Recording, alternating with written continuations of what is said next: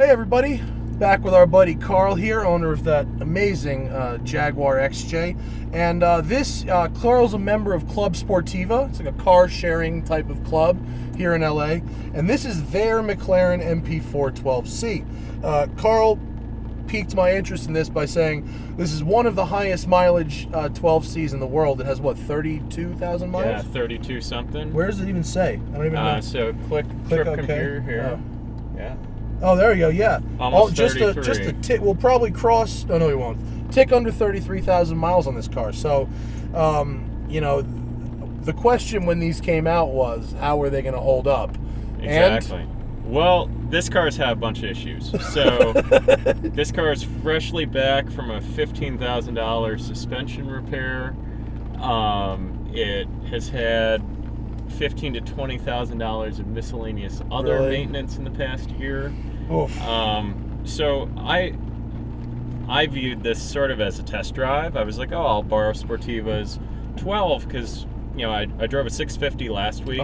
Really liked it. Mm-hmm. And like the 12s are so cheap now. They are. That's what I was thinking. That's why you brought it out. I was like, these 12Cs are like 150 grand. So a friend of mine's selling one. A friend of mine at a law firm in Chicago he's got 22,000 miles on his car. He's selling for 125. Oh my God! At that point, it's worth a look. Right. So then I'm like, well, should I do it? So let's go manual mode. Let's go sport active. Yeah. Okay. There we go. Manual mode. Let's do high aero and sport. Yeah, that'll be fine. Traction. Okay. So you're first gear. There we go. Full manual mode. So let's see. I drove one of these when they were new. And they're great fun. I mean, they are really, really good fun. This does have both generations of software updates from McLaren. That's good. So the horsepower valve timing update, as well as the active aero, etc. update. I really do like McLaren's simple approach to certain things, like the rocker paddle shifter is one of my favorite things. Like, so the paddle shifters in this car aren't two separate things. It's one rocker that runs around the back of the steering wheel, so you can push one side or pull the other side and have the same result. So you can actually drive it with one hand around town, which is really neat. Additionally, the steering is amazing, the ride is amazing, and it's fuck all fast. This may not be the newest McLaren, but that doesn't make it slow by any means.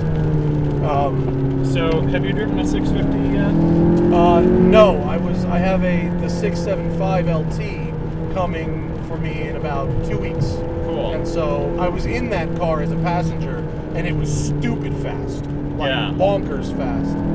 So you'll have to tell me if you agree with this, but I think this is like a 997 versus 991 kind of thing. This car's just a little more raw, a little more, not quite as tightly put together, maybe. Yeah, I can see that. Let's do this. We'll start the pull from $5 grand. Sick. And you're going. I mean, I was flat for 1 second and had to hit the brakes. Like, that's how fast this car is. Like, there's not a lot of public roads where you can do more than a second at full throttle in this thing because you're just going so fast. It feels like a big Exceed. Yeah, that's way faster and better. Yeah. But what I loved about these was when you drive one around the road, the lack of sway bars. These cars don't have sway bars.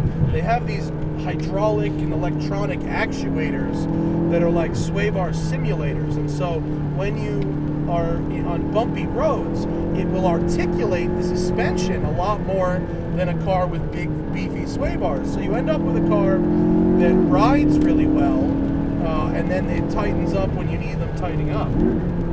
God, I do love this thing. I will say that, these cars are such fine line between masterpiece of engineering and shitbox. You know what I mean? Like, I agree. When they're working, they're incredible. And the mechanical bits work really, really well. It's the other stuff falls apart. Yeah, I mean, even the P1 with its 900 horsepower uses fundamentally the same engine. Yeah. And I've seen tuned 650s that are faster than the P1, just straight line. So, the engine is clearly built to make crazy power, but just the steering is so good and it feels so light, and like, even though it's wet, I feel like I have a lot of confidence in it. I suggest that those of you who listen to the podcast go back and revisit my McLaren dead battery episode, because the one rule of owning one of these cars is you absolutely must keep it on a tender, because if it dies, you're going to have some big fucking problems. Oh, it's so nice to drive, though. It's great, and one thing that people really underappreciate about these cars is they really are almost daily driver usable. Yeah. I mean, the front trunk is no smaller, honestly, than the front trunk in my GT3. It's deeper than the trunk in a Gallardo. Well, I know a couple people who know. have dailied these and have said they're great. Let's back it up a little bit. Yep. And I think, the reliability is hit or miss. I think some of these cars are great and other ones have issues, and it's really hard to figure out which is which or why. That's sort of the inconsistency that you get from a small British car company. All right, and we're off. Inexplicably, this road has gotten busier in the last 20 minutes, but we will continue. There is a whole lot about this thing from an ownership perspective that you could overlook because it's so good to drive. Yep. It really does have a lot of spaceship-like qualities, doesn't it?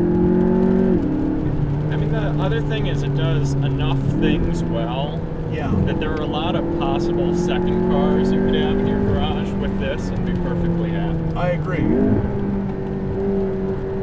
For the even let's go up a gear there. I don't like sitting at 6,000 RPM in the corner.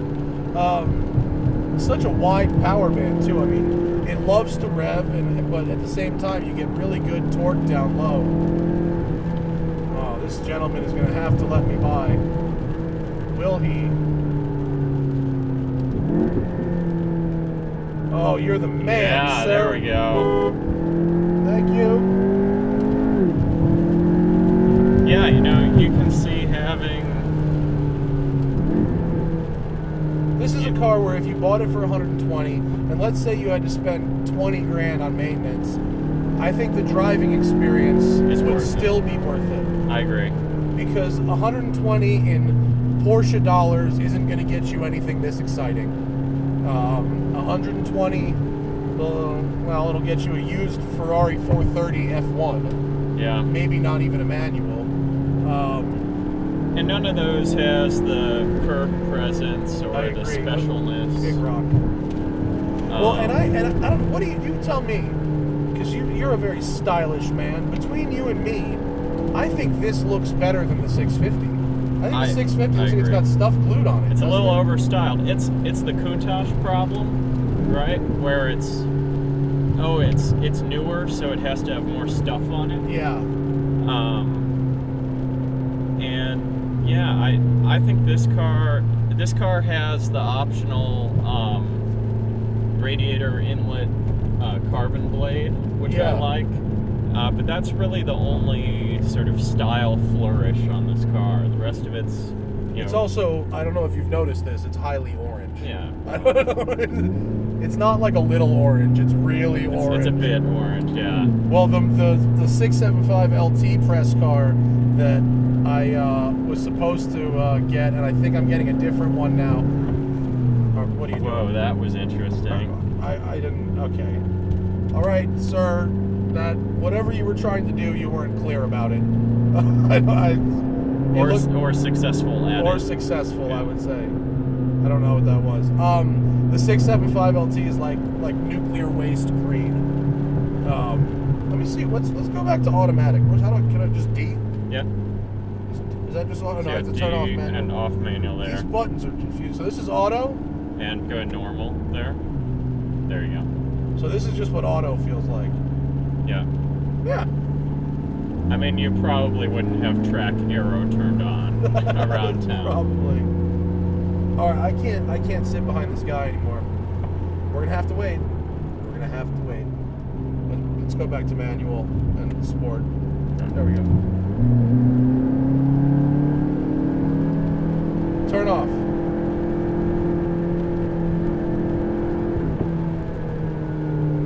He's not gonna do it. Oh man, I really wish I could just break laws so I can get around this fool in 2 seconds. Please, sir. Please, sir. I don't want to sit here either. All right, fine. We'll pause. I can see back there. Oh, there's this other guy who we just went around is coming too. Yeah. There's no room. Well, such is life. But yeah, for 120, 130 grand. Oh my God, it's so much car. And actually, the interior, other than these are kind of dim, but is that adjustable? Maybe I'm missing something. No, and McLaren has, I agree, a lot of cool engineering ideas, and they also have a lot of other ideas, like let's put as much wiring as possible in the door panel. Yeah. Yeah, the AC controls are in the door panels, which it helps move the driver more to the center. Right.